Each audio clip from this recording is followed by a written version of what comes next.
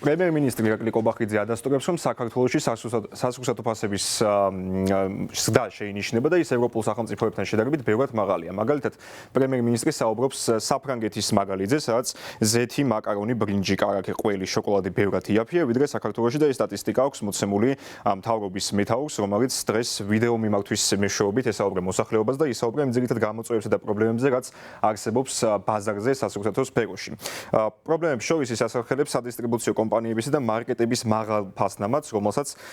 საქართველოს საზღვრიდან დაახლოებით საშუალოდ 86% შეადგენს. მისივე თქმით, საქართველოში კონკრეტული სოციალური ქსელების წმინდა მოგების მარჟა 7, 8 და 14%-იც კი არის იმ დროს, როდესაც მაგალითად ევროპის სახელმწიფოებში ეს პროცენტული მაჩვენებელი შეადგენს სულაც 2%.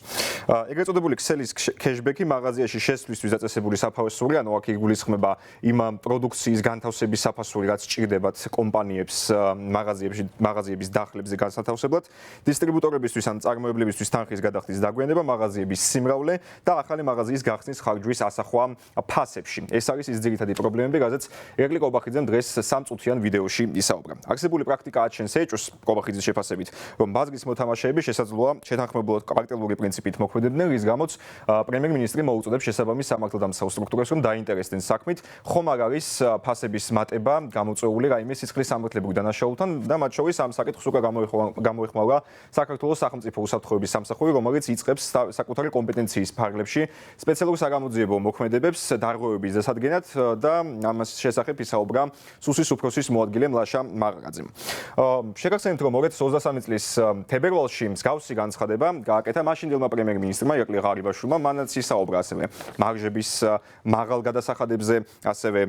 იმაზე, რომ ეს საკითხი, ფასების რეგულირების საკითხი ჩაწერილი აქვს ევროდირექტივაშიც და საქართველოს ვალდებული, საქართველოს ხელისუფლება არის ვალდებული, რომ ეს ევროდირექტივა შეასრულოს. ჩვენთვის ძალიან მნიშვნელოვანია, რომ ფასების შემცირდეს არაგონივრული მაღალი მარჟებით არ იყიდებოდეს ძირითადი პროდუქტები, ეს ჩვენს მოსახლეობაზე, ჩვენს ხალხზე აისახება. ამბობდა მაშინდელი პრემიერ-მინისტრი ირაკლი ღარიბაშვილი 3 წლის წინ, თუმცა როგორც ჩანს 3 წლის თავზე ეს პრობლემა კვლავ აქტუალურია, რადგან ამ თემაზე მოქმედი პრემიერ-მინისტრი ირაკლი კობახიძე საუბრობს.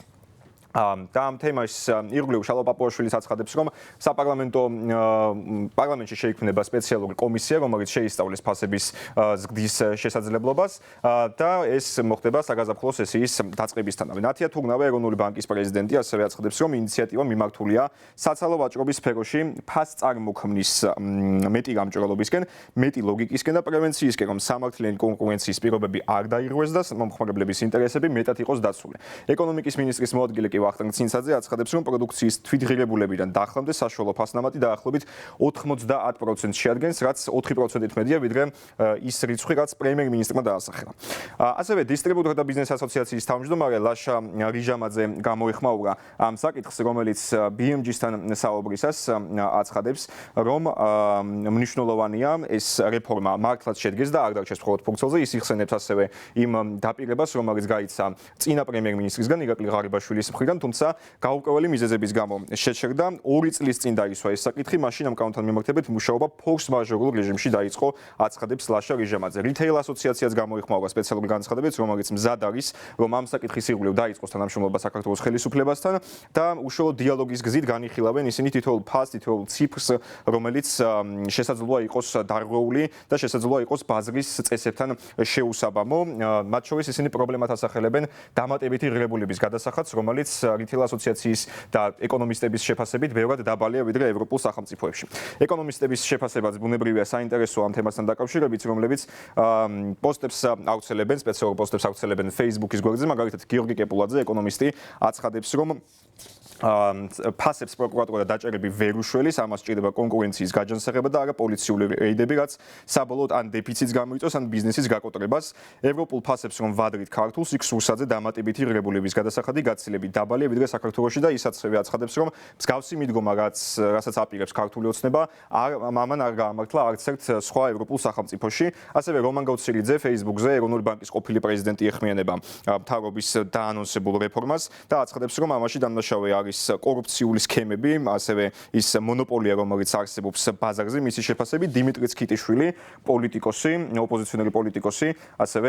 წერს Facebook-ზე, რომ რეალურად დამოუკიდებელი ანტიმონოპოლიური ორგანოების ფუნქციონირება არის მნიშვნელოვანი და ამისთვის ის ასახელებს, რომ მუშაობდეს სპეციალური ორგანოები, რომლებიც დაადგენენ ფასს, შეიმუშავებენ კონკრეტულ მექანიზმებს იმისათვის, რომ კონკურენცია გაიზარდოს, ასევე სასამართლო სისტემის დამოუკიდებლობა არის მისთვის მნიშვნელოვანი და საგადასახადო სისტემის ფუნდამენტური რეფორმა და ევროპულ მოდელზე გადასვლა, რაც მისი შეფასებით ნიშნავს დამატებითი ღირებულების გადასახადის შემცირებას, მოგების გადასახადის გაზრდას, სოციალური დაზღვევის გაძლიერებას და სოციალური დახმარების სისტემის ეტაპობრივ შემცირებას.